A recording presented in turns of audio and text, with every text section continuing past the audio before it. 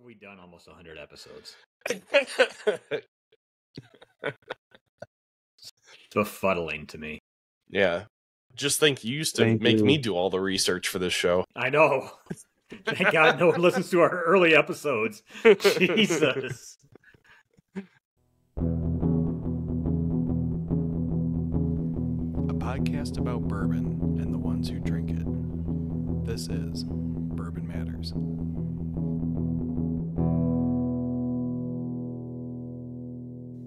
Welcome to Bourbon Matters. I'm Jake. I'm Dan. And I'm Gold Eagle Jake. Live from Gold Eagle. Live from Gold Eagle. Typing up a post as On we tape? speak. Doing a little bourbon release on Tater Saturday.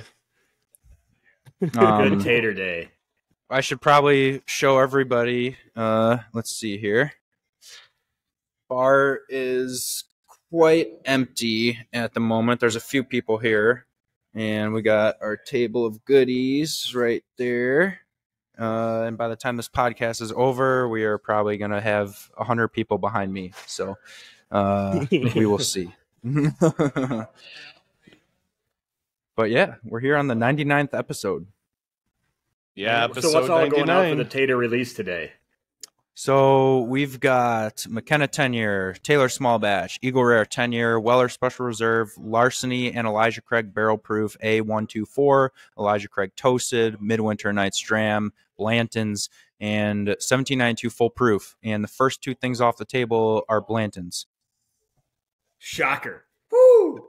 Boo, boo. Question, I thought is that the Midwinter's Night's Dram that's been there since winter? It hasn't been out on the shelf or for sale. It's been part Okay. of our annual emails, but yeah, Okay. it is from last year. But yeah, shocker. I mean, I'm pretty shocked because the Larceny and Elijah Craig one-time releases, never to be released again, and they weren't taken off the table. You're still Yeah, shocked by that? I would definitely go for either the either obviously the Elijah Craig or the 1792 is a good grab. Yeah, So, I would definitely I'm surprised grab. passing those up for Blanton's. Mhm. Are we really surprised, though? Are we? We shouldn't we- be, no. Are we taking bets on what's going to go first? I think we should take bets Well, on it's going to be if the this- Blantons for sure. Yeah, it'll be the Blantons. It'll be is everything gone by the time the podcast is over? Or what time? Easily. We started shooting at 11, so what time is the table empty? I'm going to say 11:36. 11:20. No, I'm going to say probably 11:40, and honestly, it might not empty only because there's a ton of Weller Special Reserve on the table today. So we'll see. But I think everyone else will for sure be gone.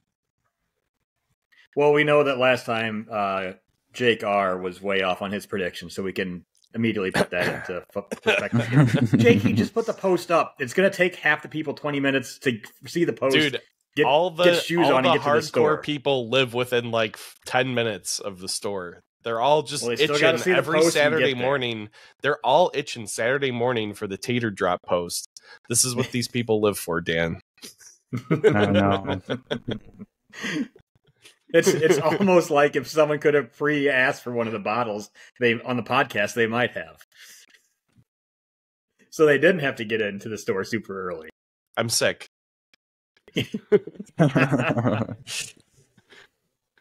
So I guess episode 99, we're gonna kind of take a look back one episode before 100 for certain reasons. We'll get into that in a little bit. But we have to re-engage here with something that was passed along to me yesterday with some information that I had obviously passed along to you guys right away. Just want to keep a little pulse on things. If I'm not sure what episode it was, but not too long ago we debated has bourbon peaked, and yesterday I got information and have since looked it up that MGP ingredients is down 15%. Which is a pretty large thing to see. You're talking So, about stock we've talked- price, just to be Stock price is down 15%. yeah. Based off of earnings reports, profits, and things like that. So is anybody changing their stance? Because I think last time when we talked about this, I said I thought bourbon had plateaued and peaked. Jake R was kind of on the fence, and Gold Eagle Jake said not even close. You're an idiot, Dan. As I believe, I'm sticking with that. You're Not sticking even with close. that. You're an idiot, Dan.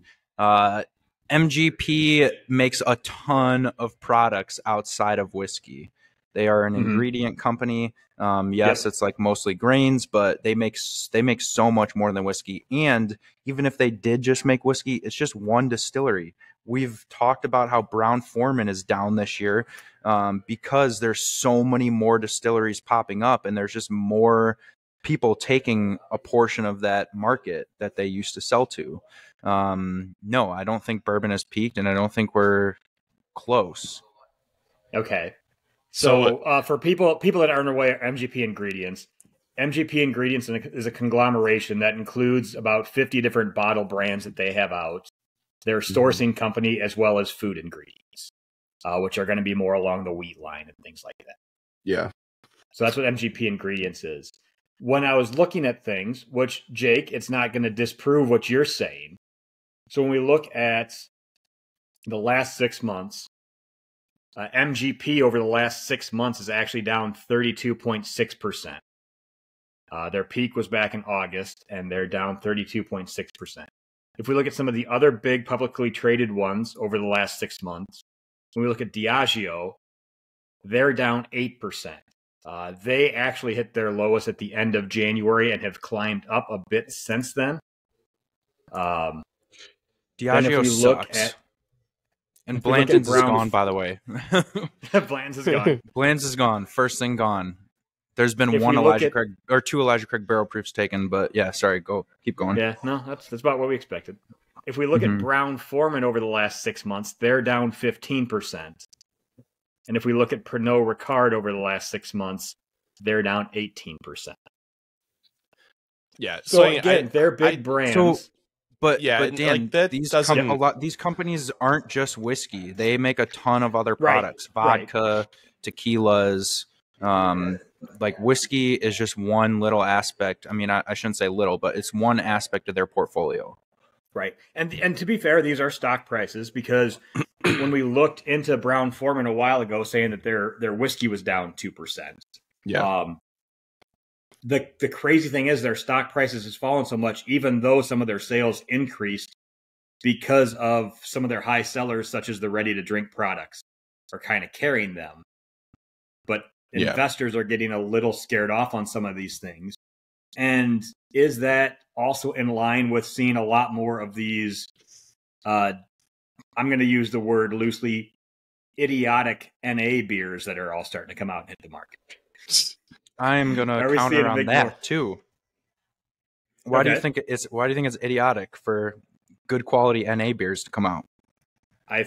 Well, you know what? Maybe I should change my mind because if we could just make non-alcoholic whiskey. All right, that would be idiotic. They make it, though. There's non-alcoholic whiskey out there. I know. We sell it sometimes. It's terrible. It tastes like they just aged water in a barrel. But to those companies' defense, they are kind of made to be put in a cocktail.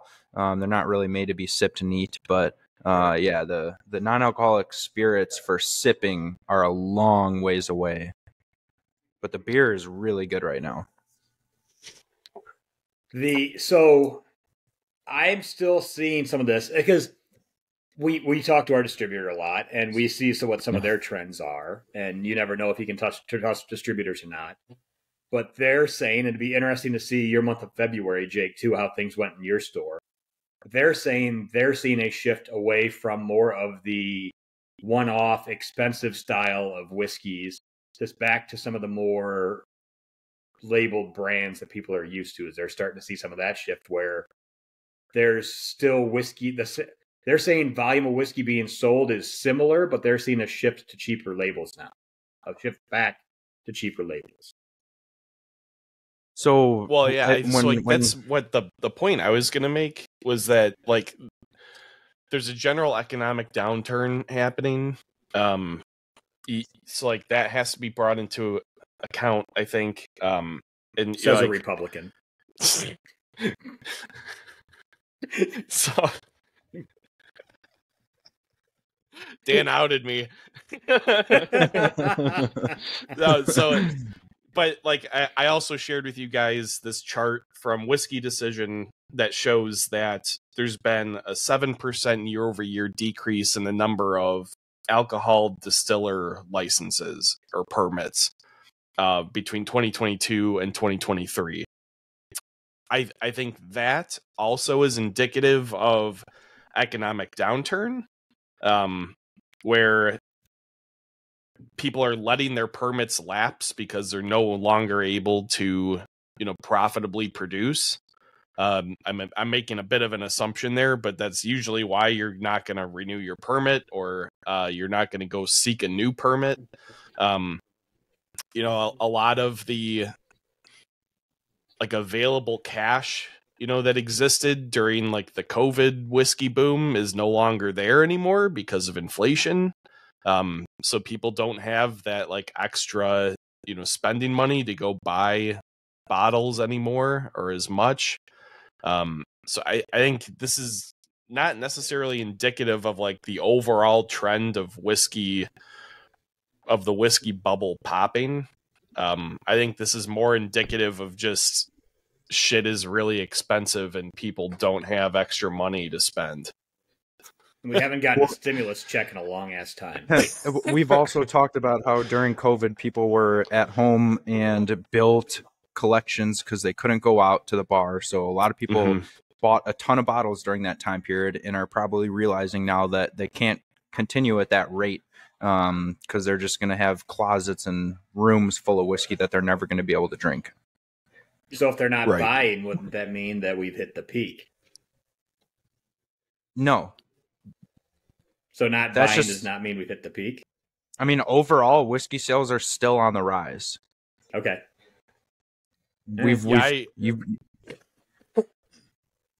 I don't think it's I don't think this is indicative of a trend. I think this is a small, we're looking at a very small timeline, 6 months. I don't think this is going to continue. I think once we see the economy recover a little bit, it's going to go back to fairly normal. But I mean, you got to also keep into account all of the stuff that's going to start hitting pretty soon. Like in the next couple of years, we're going to start seeing all the Sazerac stuff or a lot of the Sazerac stuff starting to be on the shelf all the time. And we're going to start seeing, like we've already seen the Heaven Hill bottled in bond is the Heaven Hill bottled in bond is on the shelf everywhere now. Rumors are that McKenna 10 is going to be everywhere, imminently.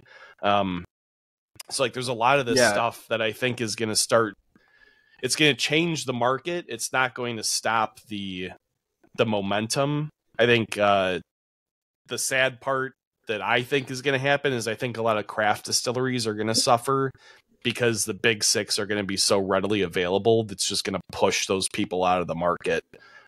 It's just going to kind of go back to these like massive conglomerates taking the vast share of shelf space. I do agree. I think they will take a big share back, but will people continue to buy these things when they're just sitting on the shelf? If Taylor was sitting on the shelf every single day, people wouldn't buy it because there's plenty of better options at a cheaper price point, and they're going to realize that the moment they can find it. People want it because it's hard to find. That's the only reason why people want things like that. Oh, yeah. And I mean, we said we weren't going to talk about this on this episode, and this could turn into a 3-hour long topic here. But yeah, I think, when Buffalo Trace catches up, that is going to be the telling point of, hey, we've hit a point where maybe whiskey is maybe going to peak. I don't know, but I still think we're a couple years away from that. Yeah. If you're looking at 5-year trends since post-COVID or since COVID, MGP Ingredients hit their peak November 25th, 2022. Diageo hit their peak. Again, this is stock prices. and they're big conglomerates with lots of products. Diageo hit their peak December 31st, 2021. Brown-Forman hit their peak in terms of stock price at June 4th of 2021. And Pernod Ricard at the 5-year hit a peak in December 31st, 2021, and then matched it again in early April of 2023. I know what I'm doing Monday morning is investing in all these stocks. So is that your way of saying that whiskey was a good investment? Advice. Not not investment advice, but whiskey is a good investment. I do believe. I believe bottles of whiskey are a good investment because they're never going to get cheaper. And we've talked about it before. A bottle of regular Maker's Mark from 2000 or 1990 or 1980 is worth a hell of a lot more than the bottle that's sitting on the shelf right now, just because it's different and it's something that you can't get. And people want to be able to compare and go back in time and see how things have changed on just the everyday whiskey. So, again, those stocks, though, they're not distilleries. They're big conglomerates that have a ton of brands outside of whiskey. So I think that's a little tough to judge on where whiskey's going just on those stocks. But it is something to consider and mention. So Jake Gold Eagle Jake is still on the Dan is an idiot train. I am still on the I think we've hit the peak. Jake R, where are you? You're right. You were on the fence last time. Are you starting to lean one way or the other? Or do we need to get the Always Sunny in Philadelphia charts out? I'm still in the middle. I think it's still hard to say. Come on, Jake. It's really going to be, I think what Jake said is right. Like it'll be glaringly obvious once like Weller Special Reserve starts to be available on the shelf every day. Like that will determine, I think, whether the bubble has popped or not. I'm not saying it's popped. I'm just saying we've plateaued. We've hit the peak. I'm not saying it's plateauing and popping is different. I think we're probably close to a plateau. I don't think we're quite there yet. I think it's possible in the next few years. But I mean, it's really going to depend on how the non-big box bourbon brands fare, I think. Once the big six really start dumping everything onto the shelves all the time, I think craft brands and smaller like regional brands are in for some serious competition that's going to kind of dictate where things go. All right. It's Jake, you're 2 minutes away from 11:20 on the time clock. Yeah, I was going to say a quick little update because Jake needs all the bottles to be gone in 2 minutes. Taylor Small Batch, Eagle Rare, and Blanton's are gone. Come on, baby. Yeah. That's only like a third of the table, though, right? Yeah. Elijah Craig Barrel Proof is getting low. That's probably the next thing to go. I can't believe that wasn't the first thing to go. That's what I would have grabbed off that table first. I'm surprised. Mm-hmm. That or the Larceny, because the Larceny is an actual limited batch too. Larceny too, yeah. Larceny and the Elijah Craig, they're never going to be. These batches will never be produced again. So why wouldn't you want something that you're never going to be able to get again? Because we don't have a horse on top of the bottle. If you follow us often, you know that the Buffalo Trace stuff is on the table every single release, and there's a few miscellaneous items that make the table here and there. So yeah. So you still have Elijah, Larceny, Weller, anything else? McKenna. McKenna's still there. The Midwinter's still there. The 1792 Full Proof is there. But yeah. All right. All right. So Dan, you've got some clip show type things for us to go through. Some reminiscing over the past 99 episodes, which actually it's been well over 100 episodes, but it's just the way you label things. Episodes. So, it's just our technically 100th labeled episode will be the next episode. we've been doing this since December of 22 when we started, December of 22 when we started recording in your basement. Yeah, I think so. With Roberto, obviously. Just kind of wanted to do a look back as we hit number 100 coming up. Throughout about our first 50 episodes, we primarily just talked about a bottle each episode. There's some other random things we did here and there that were interspersed, but I'd say 85% of our first 50 episodes were just sitting down with the bottle and talking about the bottle. It's fun for us, but you'll go over some of the numbers a little bit later. But not a ton of traction on that. After that, we started changing up a little bit. It's also not because of, but Roberto had moved away, and we had Jake step in too, so we got some of the Gold Eagle people starting to listen to us. But one of the things we started to do as we shifted away from bottles were doing interviews. And some of these were way before Jake. When I looked through our list of people we sat down and talked to, we sat down with 4th Dram and Goal guys out of Texas. We talked to America's Finest Podcast, which is some of your buddies out in California. We had an interview with a guy by the name of Jake Sigalnik. And then after him, we had Two Dads No Clue, which were formerly 4th Dram and Goal. They kind of switched up their podcast. We did a crossover with Beer Banter and Balderdash. Kind of our first industry interview we had was Wilson Torres. And then we had Jake's dad on for a Father's Day episode. Then after that, we had probably our 2 biggest interviews that we ever did. One was with Gold Eagle Drew, and then just recently with Raj Bhakta. Very similar people between Gold Eagle Drew and Raj Bhakta.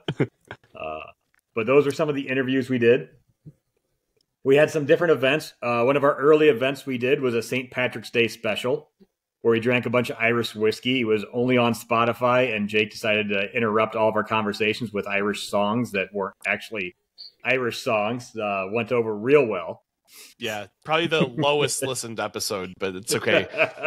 We got hammered, and it was a lot of fun. Yeah, we did get hammered. We drank a lot of Irish. Not too long after that, we did a Kentucky Derby special where we were at your house for a Kentucky Derby party. Talked a lot about mint juleps, drank a lot of mint juleps, a lot of Woodford that day. Later, we did our live from Kentucky when we were drunk as hell on the Bourbon Trail in our house. Tried to broadcast it live, but the internet in the hills of Kentucky were not very good. One of our big ones was also a lot of fun. Yeah. One of our big ones and one of our most listened to episodes was a Knob Creek barrel pick we did with Jake at Gold Eagle, one of his earlier times as a guest on the podcast, which was fun. After that, we did our Whiskey Acres barrel pick at Whiskey Acres when we were doing the toasted barrel at different proof points. We did one live from we were live at Rush Creek. We didn't broadcast it live. And then the follow-up results to the blend off. Yep. We did a few different series in our time. So we did the first series we ever really did was our top 5 findable whiskeys, where me, Jake, and Roberto each sat down and went through 5 whiskeys that you could go to. You might have to go to a couple liquor stores in a day, but stuff you'd be able to find at any liquor store like Gold Eagle. We did a local distillery series where we did Rush Creek, Whiskey Acres, Barnstormer, and Blom Brothers. We did the Hunt for the Old Elktober, where we went through 8 or 10 different Old Elk bottles and picked our favorite. I think it was 10. Yeah. We came back with the Double Wheat and the Rye were our top 2, and the Rye won. Yep. We did a series on the Big Six, and one of the other ones we did big, which we'll drop it now, is what we're going to start next week. We'll be into March, so we're going to do March Dramness 2 after taking a year off. Which will be a blind bracket challenge where we each submit some bottles and see which one comes out at the end. Yeah, so I guess... Yeah, so I'm glad I joined after the first 50. Nobody wants to listen to talk about some dudes talk about a bottle. Yeah. It needs to be more interesting than that. Yeah.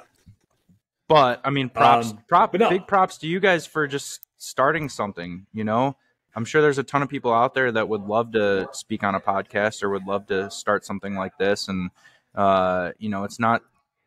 I don't want to say it's not hard to do, but it's something that you need to allocate time to and put a little bit of effort towards. And it's something fun, so it's a kind of like, you know, just like a hobby to do on the side. But props to you guys for doing something and starting something. And I do think it's way more interesting having a guest or talking about what's actually currently going on in the industry than just to talk about some bottle, because everybody has their own opinion on every single bottle, and just because we might like or not like something doesn't mean somebody else won't like it, you know. Yep. Yeah. And I think Jake's got some of the data that kind of shows that too, from our early on to where we've come over just a little over almost 2 years, or a little over a year and a half, 2 years, whatever we had. Yeah. So going back to the start, we'd average somewhere below 10 plays per episode per week. Which is mainly goodness. us, through me, you, and Roberto, and a couple friends. Right. Going forward to the end of 2022, we started to see some pickup. That's right around the time when we did the Knob Creek barrel pick. Like Dan said, that was a very popular episode, and it still is. Then ever since then, we've seen steady increases, you know, in listens every week, where we're at about 100 listens per week, every week. It's not on every episode each week, but because some people, I think, lag behind by a few episodes, but it's about 100 episodes or 100 listens per week on Spotify and other podcast platforms. On YouTube, we've got 50 subscribers, so thanks to those people. We've got Thank you guys. little over close to 150 views per month, which is awesome. And we're all time on the channel. We surpassed 3,000 views 2 weeks ago, so that's pretty cool. That includes like all of our like shorts On the and bar. stuff too. So yeah, like it is absolutely night and day from when we started. It is still a little weird when people recognize us at Gold Eagle and ask about the show. So I'm mean, throwing that's- the beard out right now. It's super cool, especially for having 100 average listeners. It's not like there's thousands and thousands, but like we've kind of built like a nice little local community here. So I think it's very cool. Yeah, I think the biggest thing is we had 40 people show up to try Jake's shitty blended whiskey. Yeah, Jake R's shitty blended whiskey, not Gold Eagle Jake. Like last Friday, I stopped in to obviously pick up online orders, but also to try something at the bar. And I think the guy's name was Justin. I'm sorry if I get this wrong, but I'm pretty sure his name was Justin. He stopped in at the bar and he was like, "Oh, you're Jake, right?" And I was like, "Yeah, I don't know who you are." And he was like, "Oh no, I recognize you from the show." It's like, it's still a little weird. Well, it is fun because like there's, we do have some friends with benefits now, and I say that jokingly, but just the other week we had Gold Eagle Jake had reached out to some people that frequent his store and like our products that had never been down to Whiskey Acres, and talked to Jake a little bit and hooked them up with some stuff down when they came to see us at Whiskey Acres. Unfortunately, I couldn't be there.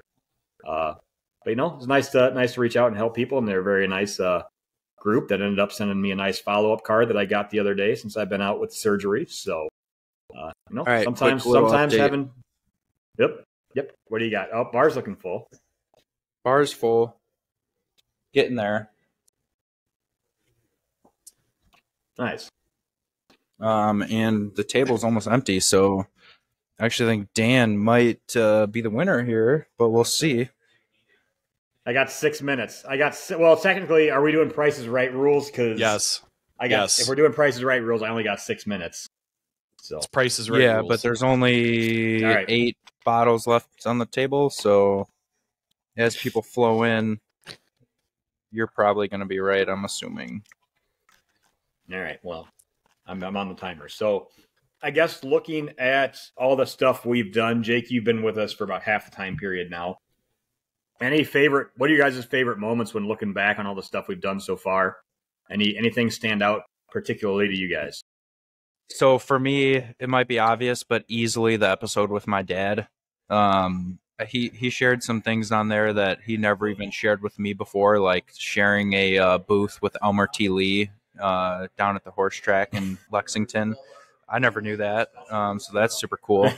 But yeah, that would be probably my favorite. I really like the episode with Raj because I think we brought someone on who is pretty well known in the industry. And we kind of talked about something a little different. So I think it maybe opened our listeners' eyes to a different category. But yeah, I would probably say those are the two that stood out to me the most. Yeah, I mean, I think going to Kentucky as a podcast was a lot of fun. Recording down there was a blast. Even though the video feed wasn't that great, but it comes out okay when you watch it still. So, like going back and, thinking about like some of the stuff that we tried in the past and revisiting those things. Like today, I'm revisiting the Blackened Ride the Lightning, which was like a big favorite in I think it was season 1. That we tried that fairly early on. All three of us loved it, and it's still fantastic. So yeah, and just like I think there's been a lot that like I've developed my palate a lot throughout this that I probably wouldn't have necessarily done without the podcast, and like being pushed by your shitty tastes and Roberto's ever inclusive tastes and Jake's more Jake is more in the worlds of other spirits, besides just whiskey, rye and bourbon. So like I've discovered all kinds of cool shit, like gin is not something I would have gotten very much into without some of the Gold Eagle master classes. Same with tequila and mezcal and agave spirits. Definitely not scotch. So like all of that stuff, I think is just super cool. And like I said, I think a lot of that's just due to us doing this every week and, getting to share our ideas. I know like, it's fun and people like it when we argue, but it's I think a good exercise for a lot of us to, challenge some of our ideas about the way things do or do not actually, play out in the real world when we're talking about. I've had multiple people tell me the best episodes are when we argue. So yeah. That's why we like to start off every once in a while when we have a random topic to just start off with a argument like we did today. Yeah. But yeah, I mean, overall, it's, just been a lot of fun. Yeah, if I had to do it all over again, I don't think I would have changed anything. So, yeah, that's always a good feeling. I'm watching Jake point at bottles because I got 2 minutes left here to hit my. Yeah, the only thing left is Midwinter. Oh shit, that's going to be the sticker too. Dang it! I knew it. See, there's always one sticker, Yeah. I would say I think not just because of a bias or anything. I really enjoyed when we were down at Whiskey Acres doing the toasted barrel pick at different proof points. Yeah, that was a really cool one. That's the first time I've ever done an exercise like that. We're just seeing how water can completely change it, and not much added water at some of the different proof points we tried. Yeah. That more or less. I should have said that episode too. I think that was easily in my top 3.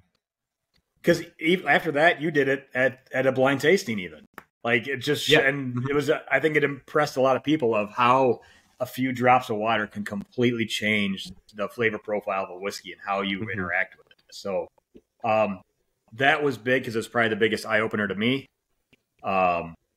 My second favorite, I'm glad we're doing it again, is March Dramnus. I know if you're a longtime listener to the show, that wasn't Roberto's idea, even though Roberto had all the ideas. We make a lot of jokes. If you could never sense the sarcasm in that, that was never Roberto's idea. We love Roberto to death. We tried to get him to fly in to do that, but it wasn't going to work out to do March Dramnus. But I'm more or less excited for it this year just because that was early on. That was within probably our first 30 episodes. Yeah. And we've become way more familiar with whiskey since then. So it'll be interesting to see how we handle our tasting. Do we still have we learned a lot, or is a blind tasting still just taking a shot in the dark, having no idea what's in the blind? Yeah, I think I don't know if we want to wrap some new rules around it, or if we still want to just leave it as a wide open.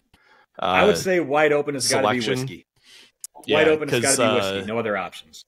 Because it is kind of fun to be able to throw in some unicorns and just really and see what happens. But I think I'm going to change my strategy up this year, but we'll see.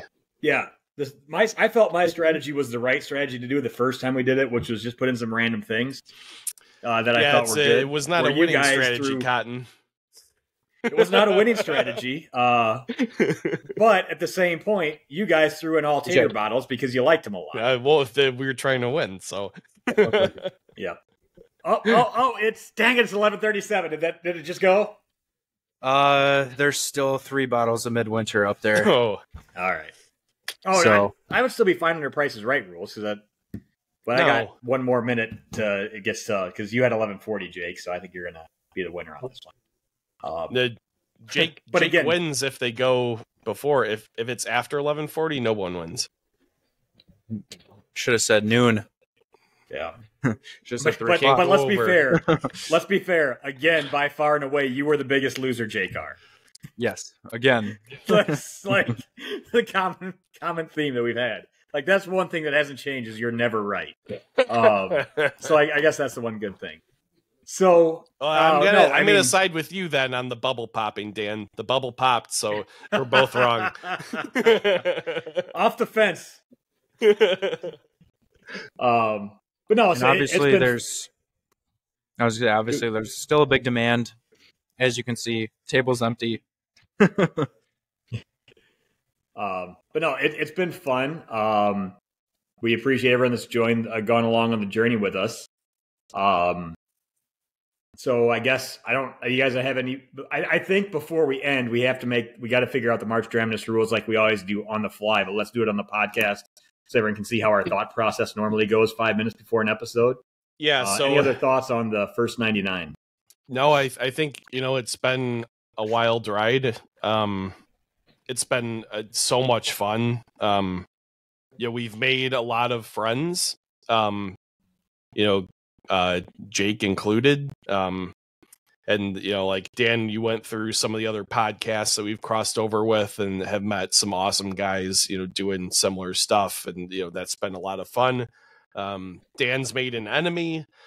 That's also fun. That's also why I'm growing the beard, because he still keeps confusing me for you. So I figure if I have a beard and make us more look-alike, it'll seem less awkward when he confuses me for you. So, yeah, I know. I guess the only other thing I would like to add is, I kind of want to hear some episode items from some of our listeners. Yeah. We're 100 episodes in. Every week we're kind of looking for what should we talk about next? What should we talk about next? So I think if some of our listeners have anything they want us to talk about, you should drop that in the comments or reach out to us and let us know. Yeah, for sure. I am working on lining up more guests, more industry guests to be on the podcast. So there's going to be that too, but yeah, and we love feedback. We love hearing from everybody, whether it's at the store or through the comments or through emails. So yeah, please reach out. Let us know what you think. Make sure you do all the stuff like subscribe, rate, share with your friends, follow, notification bell on all the platforms. Make sure you do all that fun shit. So yeah, let's get into Dramnus, because I am very excited for this year. I think this is going to be a lot of fun. It's got to be whiskey. Do we want to put limitations on? It's got to be bourbon. It's got to be, or can it be any type of whiskey? And we're going to have bourbons, ryes, and scotches in there. Is that a fair way to do it? Or I think we feel like it should say American whiskeys. We couldn't say all whiskeys. Yeah. Okay. I agree to that rule. American whiskey. I mean, it's March Dramnus. It's an American thing. I think there should not be any kind of restrictions on price or availability. I think that's what made the first time around so much fun. And I think it's going to be 2 bottles each. And then we need 2 wild cards. So how about this? Last time we had Jenna Ray and Roberto's wife pick it out. What if we have Jenna Ray reach out to Roberto and have Roberto pick some bottles? We can do that. That you haven't. That he can talk to Jenna Ray and he can throw 2 different bottles in. Yeah. And that way he has his thing on there, and that way we have no idea what he's throwing in. So of the 8 whiskeys, we'll each know 2 of them, but we won't know what they are because we're tasting them blind. Oh, so we're only doing 8? Yeah. We're doing this in like 1 or 2 days, Jake. Last time it got pretty messy pretty quick. How many episodes is this going to go? Goes 4. So we'll 4 have episodes. We'll have the left half of the bracket one day, or we'll do the top left one, or no, what did we do last time? So left side one day, right side the next day, then semis. Would you guys be open to finals to 16 if I supplied like extra samples? And I supplied extra bottles? Be able to do that, but then you're going to know what they are.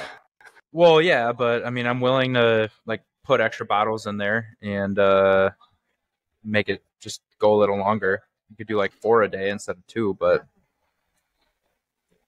what if we did 16, we could all submit more. That's not a problem. If we did 16, we could do the whole top left bracket one day, the whole bottom left bracket one day, the whole top right bracket one episode, the whole bottom right one episode, and then you'd have the final 4 for the final episode. Yeah. We could probably do that. I'd be up for that. I was thinking about doing one like for the store, like do a March Madness kind of blind series tasting. You can't say that one. You can't say like those the words Super Bowl? together. Yeah. That's over with. I think I trademarked it so you can do it at your store as long as there's a photo of me with it. All right. Which is probably going to detract people from coming to your store. So it's kind of a catch-22. True. All right, so we all submit 4 bottles. I'm down with that. I'm down. Yeah, I can. Well, if we all submit 4 and Roberto, we can have Roberto pick 4. That works. Yep. All right, 4. We each got to submit 4 American whiskeys. Yeah. And then do we want to record the first episode live from Gold Eagle? I mean, like stream it live. I think we do the final 4 from live from Gold Eagle. I say we do it the other way. Oh, the finals? Yeah, we can do the final at Gold Eagle. Okay. All right. See, and that's people a check in behind the scenes of how the magic happens. Yeah. And then there was the effort we put into this. 2 bottles left midwinter. All right. Well, guys, that was episode 99. Episode 100, I guess, will be the start of March Dramnus. Yep. Maybe next Saturday we pump out a couple episodes real quick and get hammered. Yep. Sounds good to me. All right. Next week, I believe we'll be off, right, Jake? Yeah, I'll be out of town next week. Little vacay out to California, and then actually the week after I'm going to be in Kentucky. So we'll have to configure when we're going to record that. But yeah, I'll be able to drive again, so we can always do it in an evening too. Yeah, I think we're taking a week off just to really prepare and gear up for this 100th episode. We want to make it something that you all will never forget. And make sure my back can handle all the whiskey now. Yep. All right, guys. Well, thanks everyone. Or before we get to thank, or I guess thanks everybody for listening to us ramble for all these episodes. Yeah. Jake, how can people find out when you're going to have Big Tater releases? Follow us on social media. You will hear everything that is going on with Gold Eagle. Instagram at Gold Eagle Wine, Facebook at Gold Eagle Spirits. Make sure you download our app on the Apple Store or Google Play Store. You can see our whole inventory on there and shop online, and then we hold orders. And we have started shipping within Illinois, and we will start to ship to a few other states very soon. So stay tuned. Jake, where can people find our podcast?